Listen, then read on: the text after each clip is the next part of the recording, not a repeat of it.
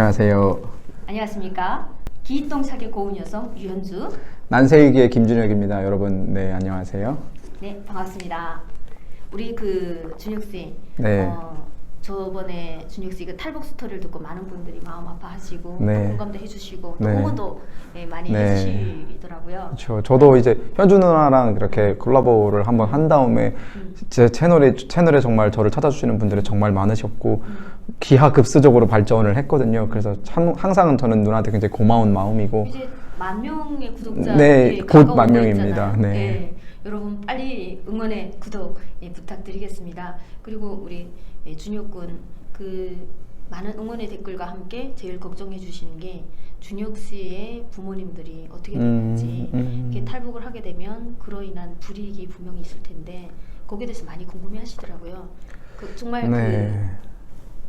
그러니까 이제 오늘은 한 2가지 정도로 이제 압축을 해서 말씀을 드리고 싶은데 방금 누나가 했던 질문이랑 그리고 어떤 분이 지속적으로 전 댓글을 이렇게 남겨주세요. 북한에 대한 얘기를 할 때 너무 그렇게 공격적으로 그리고 너무 그렇게 비난하지 말아라. 왜냐하면 가족이 남아있을 수도 있기 때문에 가족을 생각해서라도 준혁아 좀 이렇게 좀 톤을 낮추고 그렇게 얘기를 해라 라고 늘 이렇게 댓글을 남겨주시는 분들이 있고 또 어떤 악의적인 댓글을 다시는 분들은 뭐 굳이 신경은 안 쓰지만 막 부모님을 버리고 온 배은망덕한 자식이다 뭐 네가 하는 말은 하나도 믿지 않겠다라는 뭐 그런 댓글을 남겨주시는 분들이 계세요. 그래서 한번 뭐 교통 정리를 한번 하고 넘어가야겠다라는 생각을 하고 있었는데 또 마침 이런 질문이 나왔기 때문에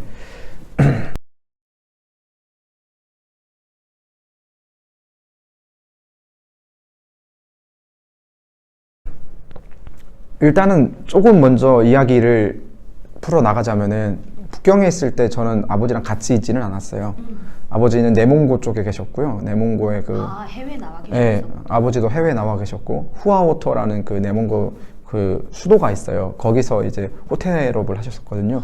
금강국제호텔이라는 굉장히 큰 호텔을 하셨고 원래는 유학생 원칙은 부모님이 거주하는 곳에 나가야 돼요. 그러니까 부모님의 어떤 보호를 받을 수 있는 곳에서 유학을 하는 게 자비 유학생의 원칙이거든요.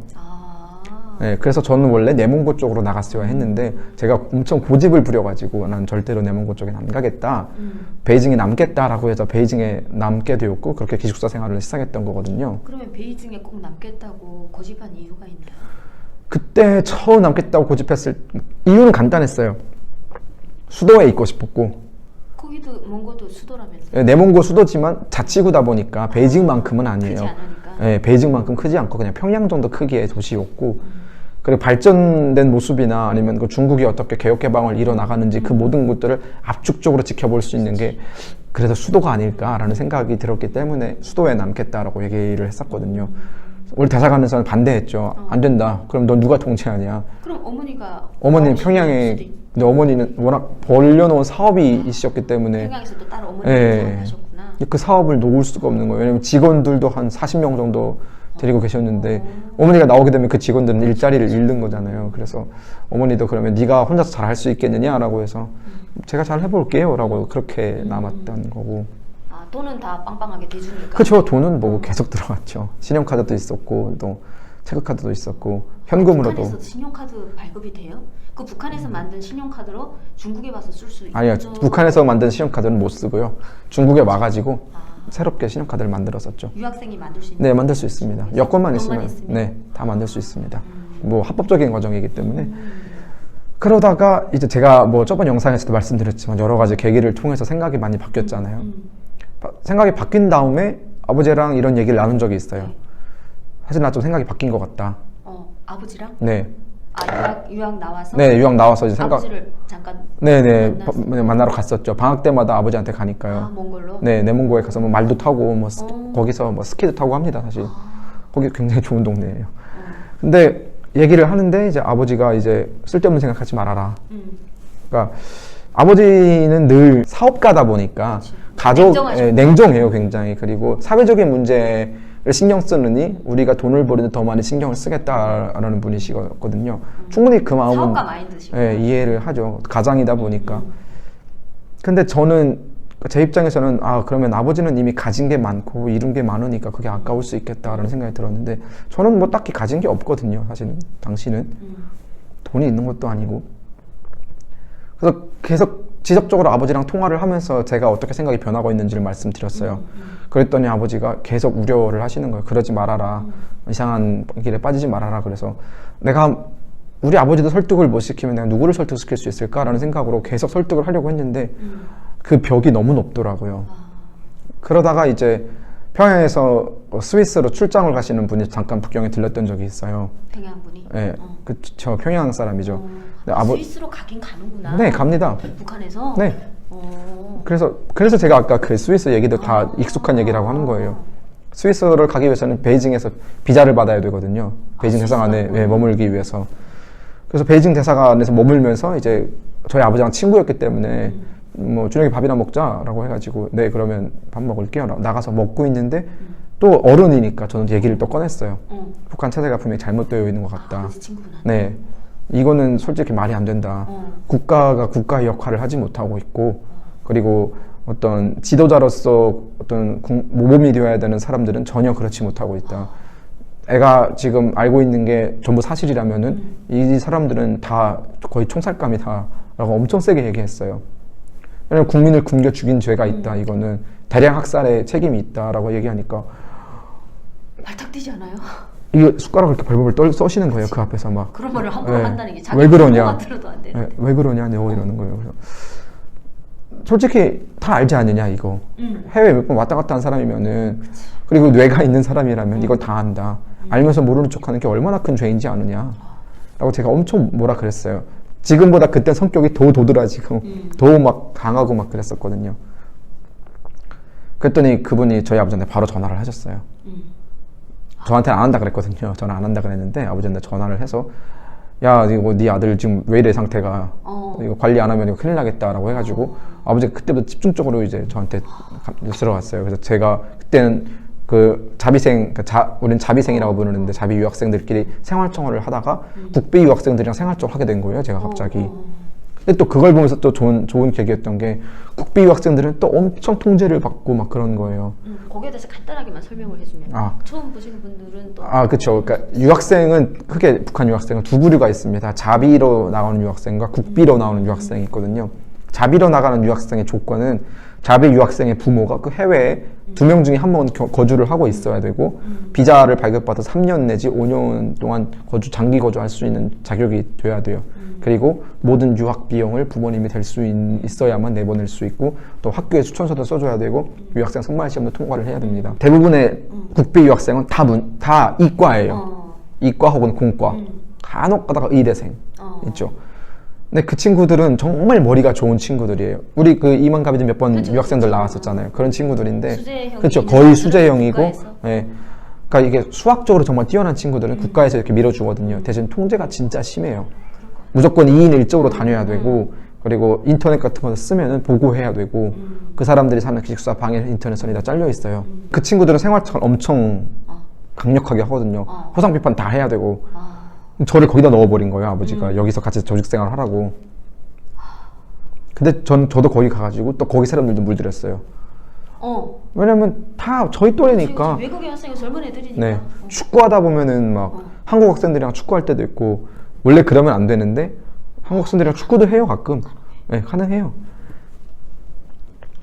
그리고 이제 가끔씩 보위원도 와서 같이 축구하고 그래요. 한국 유학생들이랑. 보위원들이랑 유학생들이랑 친하고 막 그러거든요. 그러면서 이제 뭐 축구하면 또 빠질 수 없는 게 또 한잔 해야죠. 그러면 또 한잔 하러 가서 또 얘기도 나누고 이러다 보니까 체제에 대한 어떤 불신이 전반적으로 다 깔려 있는 거예요. 유학생들 속에서. 누군가가 건드리기만 하면 되는 거거든요. 그거는. 제가 그런 촉매제 역할을 하다가 이제 모든 일이 터지는 바람에 제가 여기까지 왔는데 뭐 본론으로 돌아가서 이제 부모님 어떻게 됐냐 그러면은 저는 그때 이후로 부모님과 연락을 한 번도 이제 연락이 닿은 적이 없고 뭐 손자를 통해서 들었거나 뭐 이런 부모님 소식을 정확한지는 모르겠습니다. 근데 이제 아버지가 이제 좀 잘못되었다라는 그런 소식을 꽤 믿을 만한 통로를 통해서 듣긴 했는데 장성택 라인이다 보니까 아버님께서 장성택이 네, 장성택 라인이다 보니까 장성택 그 처형 사건 때 연루돼가지고 또 아들은 한국 가 있고 사실 저는 그때까지는 되게 조용히 살았어요. 실종된 것처럼 보이게 하려고 조용히 살았었는데 그 소식 듣고 방송 공개 활동을 하기 시작했던 거군요. 그쵸. 아무래도 심하고. 네. 그러니까 이제 당첨자 나 있는데 그때 한 2,000명인가를 다 처형했잖아요. 숙청 혹은 처형했거든요. 죽은 사람도 있고 또 정치범 어쨌든 그게 2,000명, 3,000명이라고 하니까 혹시 어디에 수용소에 가 있을 수도. 저는 제발 그렇게라도 사람만 계셨으면 사람만 좋겠다라는 생각이 드는데 어쨌든 저는 숙청됐다라고 들었기 때문에 그게 좀 애매한 거예요. 이게 돌아가셨는지 죽었는지를 전혀 모르는 거예요. 근데 솔직히 10중 8구는 정치범 수용소 가면은 뭐 죽었다고 봐야 하는 게 저는 그래서 너무 그게 좀 마음이 아픈 게 아버지 생일이 이제 9월 2일인데 뭐 어떻게 할 수가 없는 거예요. 이게 기일도 아니고 그렇다고 또 뭔가 그냥 지나가기도 애매하고 그래서 그날은 그냥 저는 아무것도 안 하고 그냥 하루 종일 책만 읽거든요. 그냥 다른 생각을 하기 싫어서. 그러니까 그게 좀 자책감도 많이 들겠네요. 왠지 나 때문에 본인 때문에 더 그렇게 안 될 것도 되지 않았을까라는 죄책감도 있는데 그 당시 만약에 준혁 씨가 탈북을 하지 않았더라도 장석댕 라인은 거의 가차없이 쳤잖아요. 사실 그거는 어디까지나 저의 죄책감을 덜기 위한 어떤 그렇게 그런 것 같고 뭐 사람 일이라는 건 어떻게 될지 모르는 거지만 어쨌든 저 때문에 부모님이 피해를 입은 것에 대해서는 저는 100% 인정을 하거든요.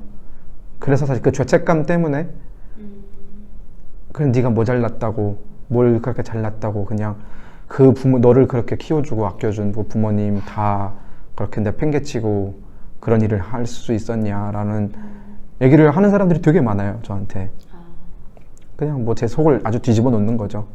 그것 때문에 공황장애도 알았었고 많이 네. 있을 텐데. 사람을 만나기가 싫었어요. 사실은 그냥 제 얘기를 하는 것도 싫었고 누군가에게 이해를 바라는 것도 아니었지만 나는 그게 내가 내릴 수 있는 최선의 선택이었는데 그냥 그 상황이 그랬었던 것 뿐인데 사람들은 참 이걸 많이 몰라주는구나.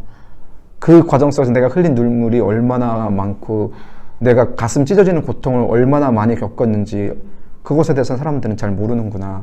그런 생각 때문에 정말 많이 힘들었었고 그렇게 한 1년 정도를 공황장애를 앓았었거든요. 내가 이런 선택을 내리면 내가 지금까지 잃은 게 너무 큰 거예요. 그런 친구들 다 잃었고 부모님 다 잃었고 근데 여기서 내가 이런 선택을 내리면 과연 이게 남는 게 뭔가라는 생각이 드는 거예요. 그래서 악착같이 살아야겠다라는 생각을 다시 했었고 잘했어. 그리고 이제 아까 저한테 부모님들 얘기를 하지 말아라. 그러니까 부모님들 때문이라도 북한에 대한 얘기를 하지 말아라고 하시는 분들께 제가 답을 드리겠습니다. 오늘 이제 제가 공개적으로 활동을 하기 시작한 게 2018년부터였는데 부모님에 대한 걱정 당연히 되죠. 그동안 조용히 살았으니까 부모님은 큰 건 없었겠지만 제가 이렇게 이름 김준혁을 까고 나오는 순간 제 얼굴은 워낙 그쪽에서는 유명한 얼굴이니까 피해가 갈 건데 또 그런 생각이 드는 거예요. 또 20대 초반에 내가 아니면 누가 이걸 하나라는 생각이 드는 거예요. 누구나 다 현실을 알고 있고 누구나 다 북한이 엉망진창이라는 걸 알고 있는데 그게 두려워서 북한이 노리고 있는 게 그런 거잖아요. 가족을 볼모로 잡고 아무도 현실에 대해서 진실을 공개하지 못하게 하는 게 그들의 수법인데 내가 과연 그들의 수법에 놀아나야 되느냐. 난 그렇다면 얘기를 할 거다. 그리고 나는 잃는 건 부모님을 잃고 내 소중한 친구들을 잃고 다 잃겠지만 그로 인해서 내가 가져올 수 있는 건 굉장히 크다라고 보거든요. 저는 많은 사람들의 행복을 되찾아 줄 생각이고 저는 솔직히 항상 이렇게 생각을 해요. 저한테 행복이라는 단어는 크게 어울리지 않아요. 사실은 제가 행복해서도 안 될 것 같고 또 뭐 행복하게 산다라는 것 자체가 굉장히 부모님한테는 죄송한 그런 발상이기 때문에 저는 스스로 난 행복해야지라는 생각은 잘 안 하는 편입니다. 제가 이만감 나가서 뭐 출연료 몇 푼이나 받고 그거 솔직히 얼마 되지도 않아요. 사실은 여러분 그렇게 많지 않습니다. 그거 받겠다고 제가 스토리를 판다? 그렇게 생각하실 분들은 그렇게 생각하십시오. 누군가는 어떤 유학생들은 그 이만갑을 보고 또 저로 인해서 영향을 받을 수도 있기 때문에 평양에도 이런 사람들이 살고 있고 북한 엘리트가 어떻게 살고 있는지 여러분들이 아셔야 하기 때문에 제가 이런 일을 하고 있는 것이고 이런 일을 하기 때문에 제가 얻는 이득보다 제가 잃는 것들이 더 크고 더 막대합니다. 근데 저는 멈출 생각이 없고요. 반드시 저는 제가 원했던 것들을 다 이뤄낼 겁니다. 너무 동생 같고 참 이렇게 바르고 잘 큰 우리 그 준혁 군이 반이 마음 한구석에는 되게 응어리가 있는 게 느껴져요. 저도 두 아들을 키우는 엄마로서 행복할 자격이 없다, 행복해서는 안 된다라는 그 말에 저는 좀 마음이 많이 찢어지게 아팠어요. 만약에 부모님이 살아계신다면, 수용소에 계시던 어딘가에 살아계신다면 이 말을 듣는 것만으로도 엄마는, 부모님은 너무나도 괴로워하실 거예요. 내가 너로 인해서, 자식으로 인해서 내가 어떤 피해를 입는다 할지라도 부모님의 마음은 죽고 나서는 내 자식만큼은 행복하기를 바라는 거잖아요.